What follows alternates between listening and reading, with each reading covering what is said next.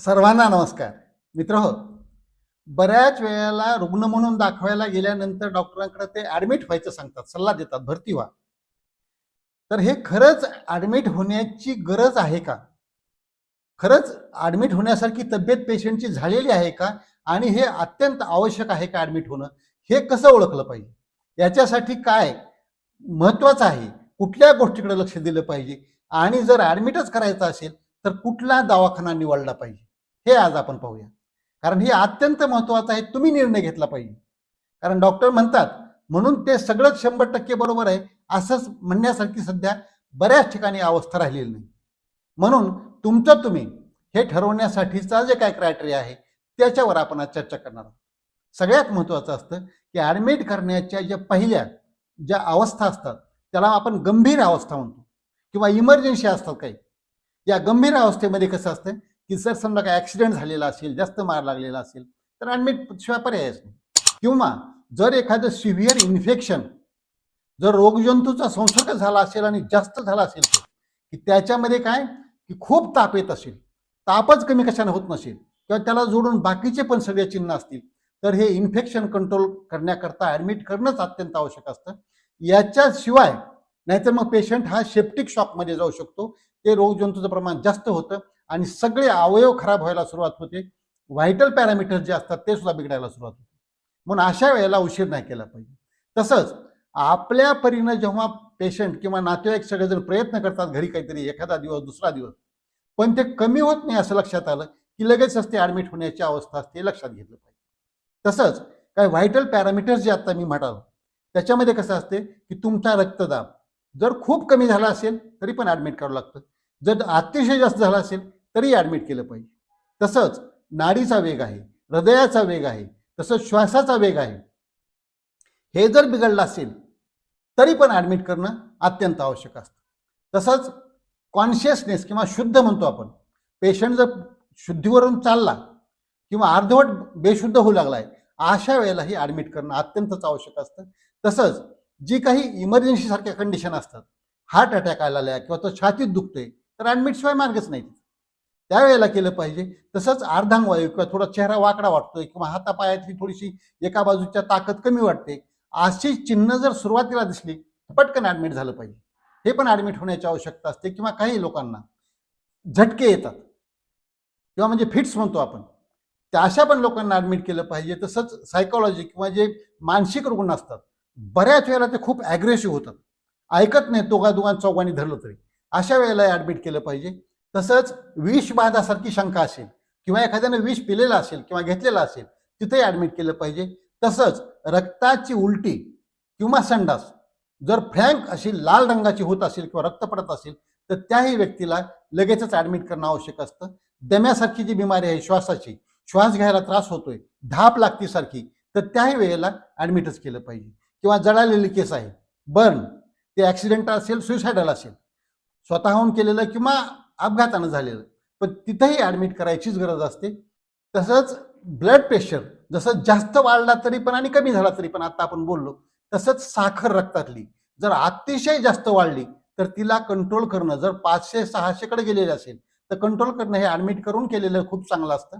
जर खूप शुगर कमी होत असेल वारंवार तरी पण ॲडमिट करायची गरज असते. कारण पण शोधलं पाहिजे आणि कशामुळे होतंय ते पाहून त्याप्रमाणे त्याला इलाज करता येईल. म्हणजे अशा काही गोष्टी आहेत या अतिशय गंभीर अवस्थेमधल्या याच्यामध्ये ॲडमिट केलं पाहिजे. आता दुसरं बऱ्याच वेळेला काय असतं की नियोजन करून आपण ॲडमिट करतो. त्या कंडिशन कोणत्या असतात, एखादं ऑपरेशन करायचे ठरलंय, आता 4 दिवसांनी करायचे, 2 दिवसांनी करायचे आणि मग त्यावेळेला ॲडमिट करायचे, तर ते ठरवून ॲडमिट करतात, ऑपरेशन करतात, सुट्टी होते.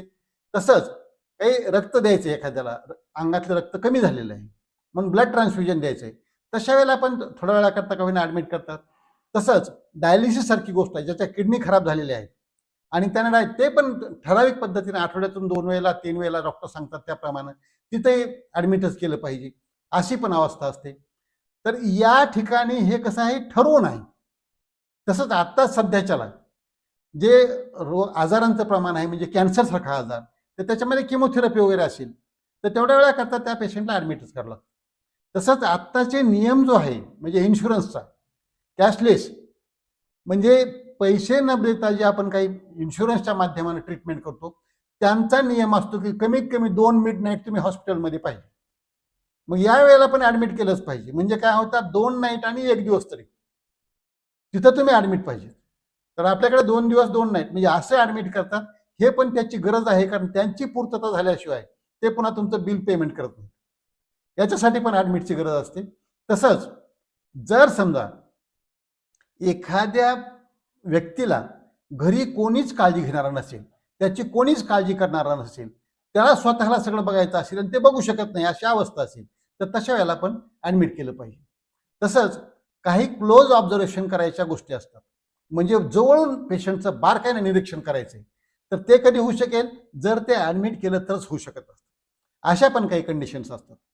तसंच आपण आता म्हणू की चालता फिरता पेशंट आहे, चलत फिरत आलाय, परंतु एक अवस्था अशी असते की बघा, जर काही खाल्ल्यानंतर उलटी होत असेल, लगेच पाणी पिलं तर सुद्धा उलटी होते, काही खाल्लं की लगेच उलटी होते, अशी अवस्था असेल तर मात्र जास्त सिरियस व्हायची वाट नाही पाहिली पाहिजे. कारण जर पाणीच खाल्लेलं पचत नाही तर डॉक्टरांनी गोळ्या दिलेल्या कशा पचतील, आणि हे जर नाही पचलं, काहीच खाल्लेलं नाही पचलं, तर काय होईल, पेशंट डिहायड्रेशनमध्ये जाईल, पाणी अंगातलं कमी कमी होत जाईल, रक्तदाब कमी होईल, रक्तदाब कमी झाला की सगळे दुष्परिणाम, म्हणजे सगळ्या अवयवांना रक्तपुरवठा कमी होईल आणि अवयव खराब, म्हणजे सगळंच आहे बिघडत बिघडत जाऊन पेशंट शॉकमध्ये जाऊ शकतो. म्हणून जर उलट्या होत असतील सतत, नुसत्या जर पातळ संडास असतील तर आपण म्हणतो मीठ साखर पाणी द्या, पाणी पिऊन भागवा, काय पातळ पातळ खाऊन भागवा, हे चालू शकते. पण नुसत्या उलट्या असतील तर तिथं मात्र हे भागवता येत नाही, त्यावेळेलाही ऍडमिट झालंच पाहिजे. तसंच आता एक शेवटची पण अवस्था वाढत आहे ऍडमिट होण्याची, ती म्हणजे स्वतः पेशंटची इच्छा. बरेच जण येतात, काहीतरी दुखत असते, बऱ्याच वेळेला म्हणतात मला समजेच ना काय दुखतंय, ते कळे ना मला काय दुख. बऱ्याच वेळेला ही मानसिकता पण असते अशी झालेली, डिप्रेशन, टेन्शन, अँझायटी, ताणतणावाची पण, दगदगीची. तर पेशंट म्हणतात की डॉक्टर साहेब काय नाही, मला ऍडमिटच करा, ऍडमिट करा, सलाईन लावा, काय इंजेक्शन द्या, त्याच्यामध्ये टाका, काय करा, 2 दिवस 4 दिवस राहू द्या. म्हणजे हे त्यांची इच्छा असते, हे पण आता ऍडमिशनचं एक कारण होत आहे. आता तिथं जर डॉक्टरांनी म्हटलं की नाही नाही ऍडमिट करायची तुम्हाला गरज नाही, अहो त्यांची इच्छा आहे, तुम्ही जर ऍडमिट नाही केलं तर ते तुम्हाला बदलतात, डॉक्टर बदलून दुसरीकडे जातात, तिथं ऍडमिट होतात. आता तुम्ही म्हणा हो तिकडे होऊ द्या ऍडमिट, मी नाही करणार, ठीक आहे, ते ते डॉक्टरांनी म्हणजे पुन्हा काय झालं, तिथं जाऊन का होईना पण ते ऍडमिटची अवस्था तिथं पण येत असते. आणि काही ठिकाणी पेशंटची इच्छा नसते पण नातेवाईकांची इच्छा असते. तर नातेवाईक म्हणतात नाही नाही आता ह्यांना ऍडमिटच करून घ्या, असं चालतच नाही, नको नको नको, तुम्ही काय करा, ऐकाच आमचं, मी डॉक्टरांना सांगून ते पण ऍडमिट करायला लावतो. तर अशा काही कंडिशन्स आहेत की या अवस्थेमध्ये ऍडमिट केलं पाहिजे. आणि याच्यापैकी जर अवस्था नसेल कुठलीच, तुम्हालाही जाणवत असेल की खरंच नाही गरज, तर तुम्ही निर्णय घेतला पाहिजे. ऍडमिट होणं खरंच आपल्या डॉक्टरवर किती विश्वास ठेवायचा आहे ते तुम्हीच निर्णय घेतला पाहिजे, आणि ऍडमिट व्हायचे का नाही तुम्ही ठरवलं पाहिजे. पण जर समजा ऍडमिटच व्हायची वेळ आली किंवा व्हायचंच असेल, तर त्यानंतर सुद्धा एक प्रश्न उरतो की तिथंच ऍडमिट व्हायचं, त्यांच्याकडेच व्हायचं का, हॉस्पिटल कोणतं निवडायचं, आपल्या बिमारीच्या अनुषंगानं ते हॉस्पिटल योग्य आहे का, हे पण पाहिलं पाहिजे ना. की तुमचे आजार कोणता आहे, त्या डॉक्टरांची स्पेशालिटी कोणती आहे, तिथं ज्या चलतात सगळ्या प्रोसिजर त्या हॉस्पिटलमध्ये, त्या आपल्याला लागणाऱ्या सगळ्या प्रोसिजर आहेत का, कशा प्रकारे तिथे हँडल करणार आहेत, याची पण चौकशी केली. म्हणजे हॉस्पिटल निवडायचं कसं हेही ठरलं पाहिजे. की पहिला त्यातला क्रायटेरिया जो असतो, त्या हॉस्पिटलची क्वालिटी कशी आहे. आता NABH वगैरे अक्रेडिटेशन निघालेलं आहे, म्हणजे ते काय करतात, स्टँडर्ड कसं आहे तिथल्या सेवेचं स्टँडर्ड हे कशावर ठरत असतं की तिथं स्टाफ किती आहे, ते क्वालिफाईड स्टाफ आहे का, तिथे डॉक्टर किती आहेत, ते सगळे वेगवेगळ्या डिग्रीचे चांगल्या प्रकारचे आहेत का, ज्या सेवा तुम्ही तिथं देता ते बाहेर लिहिलेले आहेत का, त्या सेवा देणारे डॉक्टर तिथं कंटिन्यू तिथं हजर आहेत का. म्हणजे हे सगळं जे पाहिलं पाहिजे.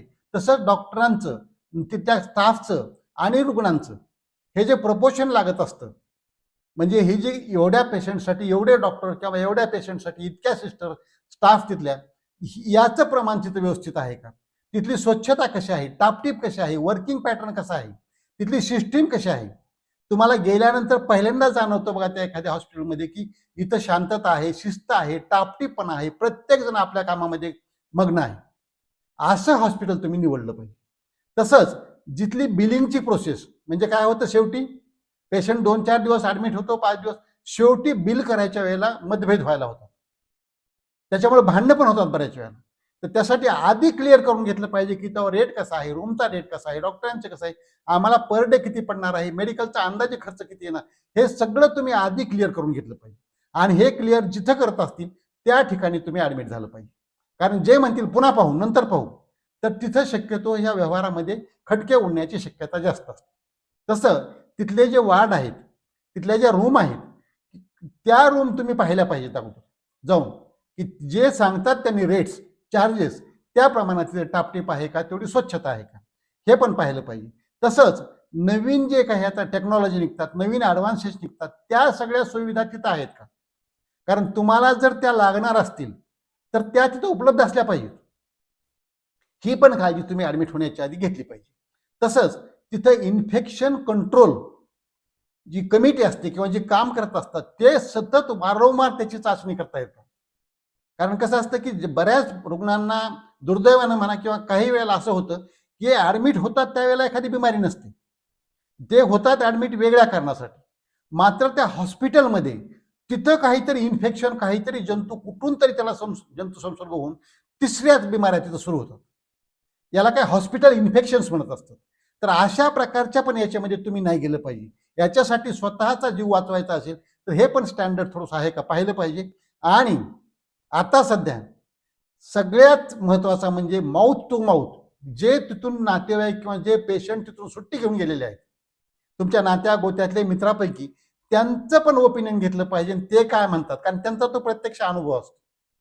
आणि तो अनुभव जर तुम्ही अक्षरशः पाहिला प्रत्यक्ष तर तो सगळ्या गोष्टीची बरोबरी करण्यापेक्षा सुद्धा चांगल्या प्रकारचा फायद्याचा. म्हणून हे माउथ टू माउथ जे पब्लिसिटी म्हणतो आपण, एजंटकडून नका, कुठले तरी मध्ये पर्सेंटेज टक्केवारी खाणाऱ्या माणसाकडून हे माहिती नका. तुम्ही खरे जे रुग्ण तिथून आलेले आहेत त्यांच्याकडून किंवा त्यांच्या नातेवाईकाकडून ही माहिती, हे पण चांगलं असतं. तर या सगळ्या ग्राउंडवर, या सगळ्या आधारावर तुम्ही हॉस्पिटल ठरवलं पाहिजे की कुठलं हॉस्पिटल निवडायचं. म्हणजे पहिली गोष्ट कसं आहे की ऍडमिट होण्यासारख्या अवस्था खरंच आहे का, हे आपण पाहिलं सगळे क्रायटेरिया. त्या जर क्रायटेरियात बसत असेल तर ऍडमिट होणं आवश्यकच आहे, जीवाचा धोका पत्करू नये. मात्र ऍडमिट व्हायचे ठरल्यावर सुद्धा कुठल्या हॉस्पिटलला ऍडमिट व्हायचं हे पण ठरलं पाहिजे. आणि या दोन्हीचे जे आपण नियम सांगितले, जे क्रायटेरिया सांगितले, जे काही त्याचे स्टँडर्ड सांगितले, हे सगळे नियम पाहूया आणि चांगल्या प्रकारे आपला उपचार करून घेऊन निरोगी राहून दीर्घायू. आजचा व्हिडिओ आवडला असेल तर इतरांना पाठवा, लाईक करा, कॉमेंट करा. आणि डॉक्टर राम जावळे हे चॅनल जर आजपर्यंत सबस्क्राईब केलं नसेल तर प्लीज सबस्क्राईब करायला विसरू नका. कारण आपलं आरोग्य आणि सत्यमेव जयते, सर्व नात्याहून श्रेष्ठ मला हेच ना. जय जवान, जय किसान, जय भारत, जय इन्सान. निरोगी राहून दीर्घायू होऊन आकाशात भरारी घेऊया. चला दोस्त हो, रोगराईला हाकलून